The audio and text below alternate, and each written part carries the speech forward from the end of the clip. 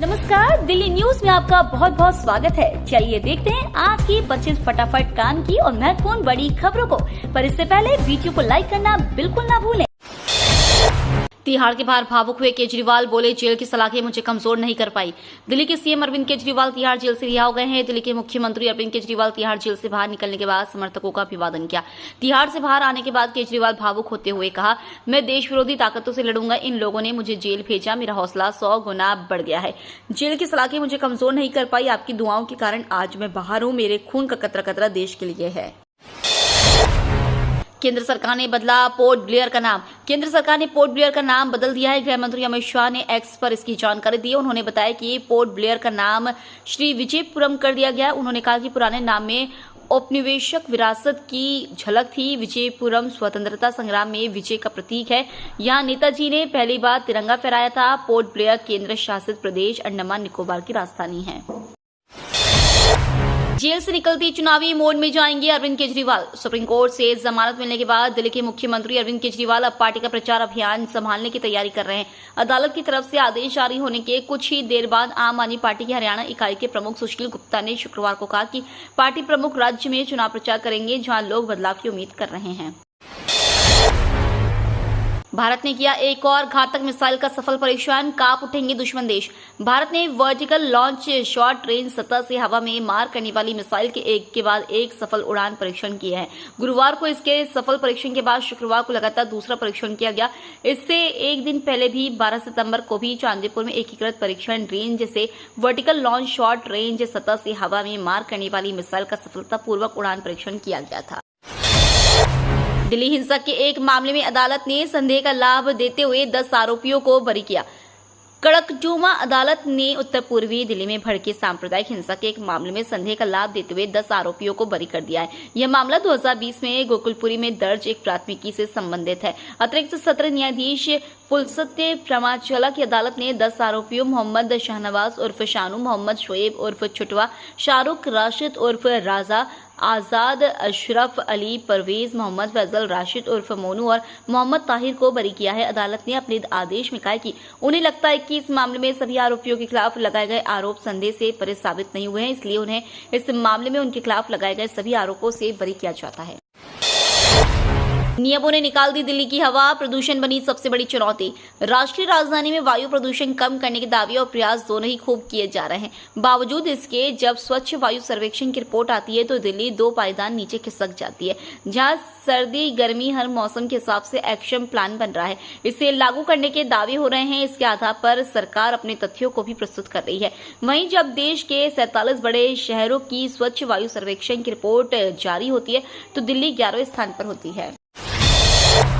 ऊपर वाले ने मेरा साथ दिया क्योंकि मैं सच्चा था, जेल से बाहर आते ही गरजे सीएम केजरीवाल। दिल्ली की तिहाड़ जेल से रिहा होने के बाद दिल्ली के मुख्यमंत्री अरविंद केजरीवाल ने कहा, मैंने जिंदगी में बहुत संघर्ष किया है, बहुत बड़े बड़े संघर्ष किए, जिंदगी में बहुत मुसीबतें झेली हैं, लेकिन हर कदम पर भगवान ने मेरा साथ दिया है। ऊपर वाले ने मेरा साथ दिया क्योंकि मैं सच्चा था, मैं सही था। इन लोगों ने मुझे जेल में डाल दिया। इन लोगों को लगा कि केजरीवाल को जेल में डाल देंगे तो केजरीवाल के हौसले टूट जाएंगे। आज मैं आपको कहना चाहता हूँ कि मैं जेल से बाहर आया हूँ, मेरे हौसले 100 गुना ज्यादा बढ़ गए हैं। दिल्ली मेट्रो में चल रही है भर्ती, बिना परीक्षा के होगा चयन। दिल्ली मेट्रो में सरकारी नौकरी करने का सपना देखने वाले युवाओं के लिए शानदार मौका है। दिल्ली मेट्रो रेल कॉर्पोरेशन ने सेक्शन इंजीनियर और जूनियर इंजीनियर के पदों पर भर्ती निकाली है। इन पदों पर आवेदन प्रक्रिया जारी है। इच्छुक और योग्य उम्मीदवार को 17 सितंबर 2024 तक ऑफलाइन आवेदन करना होगा।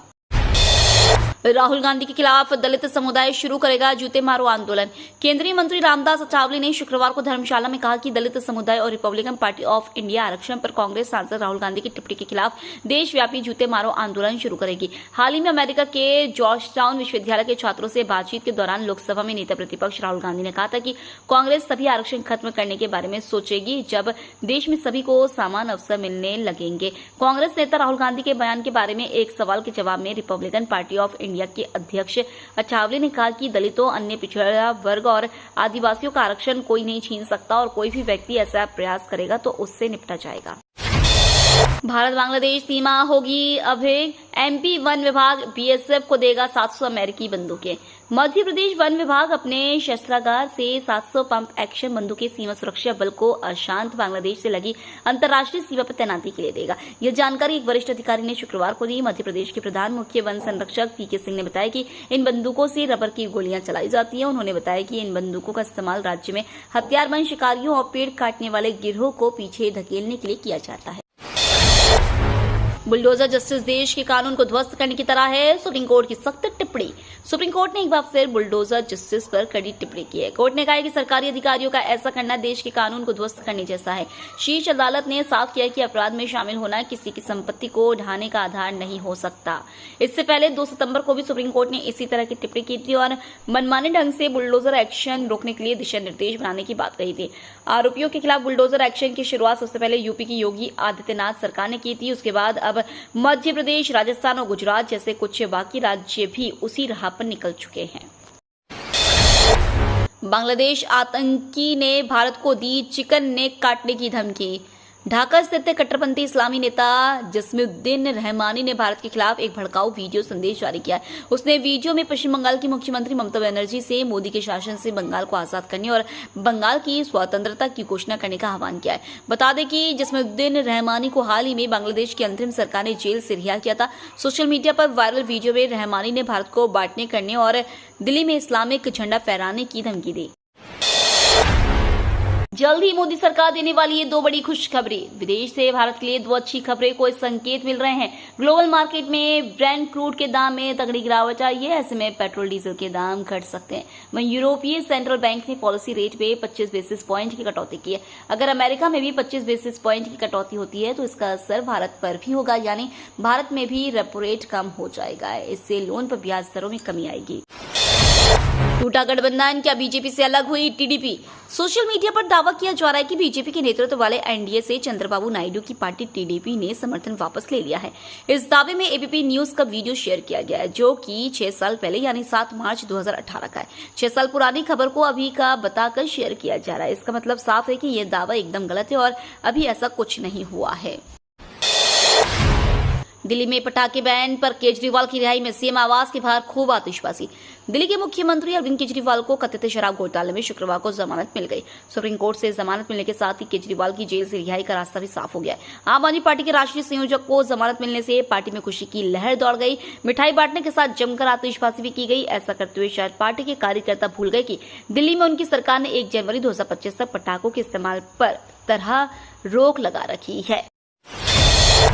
अरविंद केजरीवाल को जमानत पर रिहाई। दिल्ली सीएम अब भी कैद में। दिल्ली के मुख्यमंत्री अरविंद केजरीवाल को जमानत मिल गई है। आम आदमी पार्टी के लिए ये बहुत बड़ी खुशखबरी है, पर जिस तरह अरविंद केजरीवाल को दिल्ली के सीएम से संबंधित कार्यों को करने से रोका गया है, यह चिंताजनक है। वे अपनी ईमानदार छवि को लेकर चाहे जितनी दुहाई दे, बतौर सीएम वे उतना ही काम कर पाएंगे जितना एलजी कहेंगे। ऐसा इंतजाम सुप्रीम कोर्ट ने किया है। जगदीश टाइटलर ने आरोपों से किया इनकार। कोर्ट ने 3 अक्टूबर को तय की अगली सुनवाई। 1984 पुल बंगश सिख हत्याकांड के प्रमुख आरोपी कांग्रेस नेता जगदीश टाइटलर ने अपने खिलाफ लगाए गए आरोपों को खारिज कर दिया है।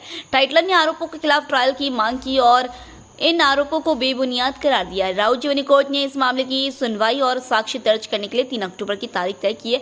कोर्ट ने 30 अगस्त को जगदीश टाइटलर के खिलाफ आरोप तय किए थे। यह मामला 1 नवंबर 1984 को दिल्ली के गुरुद्वारा पुल बंगश के पास 3 सिखों की हत्या से संबंधित है। सितंबर में ही हो रहा ठंड का एहसास, फुहारों का दौर जारी। दिल्ली एनसीआर में पिछले कई दिनों से बारिश देखने को मिल रही है। बारिश के साथ हवा चलने से तापमान में गिरावट दर्ज की गई है। लोगों को उमस भरी गर्मी से राहत मिली है। राजधानी में गुरुवार देर रात शुरू हुई बारिश शुक्रवार को भी दिन भर रुक रुक कर जारी रही। इससे मौसम खुशनुमा बना रहा। हवाओं ने ठंड का एहसास कराया। सुहावने मौसम का लोगों ने भी जमकर लुत्फ उठाया। पर्यटन स्थलों पर लोग मस्ती करते नजर आए। दिल्ली बेसमेंट हादसा मामले में 6 सह मालिकों को मिली अंतरिम जमानत। बेसमेंट हादसे के बाद उच्च न्यायालय की शरण में गुहार लगा रहे कोचिंग सेंटर के 4 सह मालिकों को कोर्ट ने इन 4 को जमानत दी है। इसके साथ ही शर्त भी लागू की है कि रेड क्रॉस सोसाइटी के पास 5 करोड़ रुपए जमा कराए जाए। बताते चले कि दिल्ली में बीते दिनों हुई बारिश ने हाहाकार की स्थिति पैदा कर दी थी। 27 जुलाई की घटना में सिविल सेवा के 3 उम्मीदवारों की मौत हो गई थी। इस घटना के बाद प्रशासनिक अमला हरकत में आया और कार्रवाई का दौर भी देखने को मिला। हादसे में घायल को जल्द अस्पताल पहुंचाने के लिए दिल्ली सरकार बना रही है योजना। राजधानी में सड़क हादसों में होने वाली मौतों को कम करने के लिए कवायद शुरू की गई है। इसके लिए दिल्ली परिवहन विभाग की ओर से towards zero fatality district plan को लागू किया जाएगा। इसमें दुर्घटना में घायल को कम से कम समय में चिकित्सा सहायता प्रदान करने और सूचना मिलने के बाद एम्बुलेंस के रिस्पांस टाइम को बेहतर करने के लिए कदम उठाए जाएंगे। परिवहन विभाग के अधिकारियों के अनुसार सड़क हादसों में मृत्यु दर कम करने के लिए घायल को तुरंत चिकित्सीय देखभाल की जरूरत होती है। इसके लिए जरूरी है कि एम्बुलेंस का रिस्पांस टाइम अच्छा हो। दिल्ली में जिम के मालिक की गोली मारकर हत्या, शूटर्स फरार। देश की राजधानी दिल्ली में बाइक सवार हमलावरों ने एक जिम के मालिक की गोली मारकर हत्या कर दी और मौके से फरार हो गए। कत्ल की इस वारदात को लेकर पुलिस अधिकारियों ने बताया कि ग्रेटर कैलाश के पौष इलाके में 2 बाइक सवार हमलावरों ने एक 35 साल के जिम मालिक की गोली मार दी, जिससे उसकी मौत हो गई। पुलिस ने कहा कि ये गैंगवार में की गई हत्या हो सकती है। उन्होंने बताया कि हत्या के मामले में 2 लोगों को गिरफ्तार किया गया है। केजरीवाल के बाहर आने पर क्या 3 राज्यों के चुनाव परिणाम पर पड़ेगा असर? मुख्यमंत्री अरविंद केजरीवाल को सुप्रीम कोर्ट से जमानत मिलने के बाद आम आदमी पार्टी में उत्साह है। दूसरे शब्दों में कहें कि चुनावी माहौल में सीएम केजरीवाल को जमानत मिल जाने से आप संगठन को संजीवनी मिल गई है। हरियाणा व जम्मू कश्मीर विधानसभा चुनाव में उत्तरी पार्टी को केजरीवाल की कमी खल रही थी, मगर अब चुनाव के लिए रणनीति बनाने में बड़ी राहत मिलेगी। वहीं दिल्ली विधानसभा चुनाव की तैयारी को भी बड़ा बल मिल सकेगा। उपराष्ट्रपति धनखड़ ने राहुल गांधी का नाम लिए बिना साधा निशाना। उपराष्ट्रपति जगदीप धनखड़ ने शुक्रवार को कांग्रेस नेता राहुल गांधी का नाम लिए बिना कटाक्ष करते हुए कहा है कि संवैधानिक पद पर बैठे व्यक्ति ने विदेश में इस तरह से व्यवहार किया कि वह अपने संविधान की शपथ भूल गए और देश के हितों की अनदेखी कर संस्थाओं की गरिमा को ठेस पहुंचाई। उन्होंने कहा कि संविधान का पालन करना, उसके आदर्शों और संस्थाओं, राष्ट्रीय ध्वज और राष्ट्रगान का सम्मान करना मौलिक कर्तव्य है। जम्मू कश्मीर पुंछ में सुरक्षा बलों और आतंकियों के बीच एनकाउंटर, जवानों ने पूरे इलाके को घेरा। जम्मू कश्मीर के सीमावर्ती जिले पुंछ में सुरक्षा बलों की आतंकवादियों के साथ संक्षिप्त मुठभेड़ के बाद तलाशी अभियान शुरू किया गया है। अधिकारियों ने शुक्रवार को यह जानकारी दी। अधिकारियों ने बताया कि सूचना के आधार पर सुरक्षा बलों ने एक अभियान चलाया और इस दौरान बृहस्पतिवार रात डोडी वन क्षेत्र में आतंकवादियों के साथ उनकी मुठभेड़ हुई। अधिकारियों ने बताया कि संक्षिप्त मुठभेड़ के बाद एक अस्थायी ठिकाने का भांडाफोड़ किया गया और AK राइफल समेत कुछ हथियार व अन्य सामान बरामद किए गए। उन्होंने बताया कि इलाके में आतंकवादियों को पकड़ने के लिए बड़ी तलाशी अभियान शुरू किया गया है। डॉक्टरों की हड़ताल के दौरान जिन 29 मरीजों की गई जान, ममता बनर्जी ने उनके परिवारों के लिए मुआवजे का ऐलान किया। पश्चिम बंगाल की मुख्यमंत्री ममता बनर्जी ने शुक्रवार को बड़ा ऐलान किया। उन्होंने कहा, डॉक्टरों की हड़ताल के दौरान राज्य भर में जिन 29 मरीजों की मौत हुई है, उनके परिवारों को राज्य सरकार आर्थिक मदद देगी। ममता बनर्जी ने सोशल मीडिया प्लेटफॉर्म X पर लिखा, यह दुखद और दुर्भाग्यपूर्ण है कि जूनियर डॉक्टरों द्वारा लंबे समय से काम बंद रखने के कारण स्वास्थ्य सेवाओं में व्यवधान के कारण हमने 29 बहुमूल्य जीवन खो दिए। शोक संतप्त परिवारों की मदद के लिए राज्य सरकार प्रत्येक मृतक के परिवार के सदस्यों को 2 लाख रुपए की सांकेतिक वित्तीय राहत की घोषणा करती है। ये तो थी आज की बड़ी खबरें। रोजाना ऐसी ही सबसे पहले अपडेट पाने के लिए चैनल को सब्सक्राइब करना बिल्कुल ना भूलें। धन्यवाद।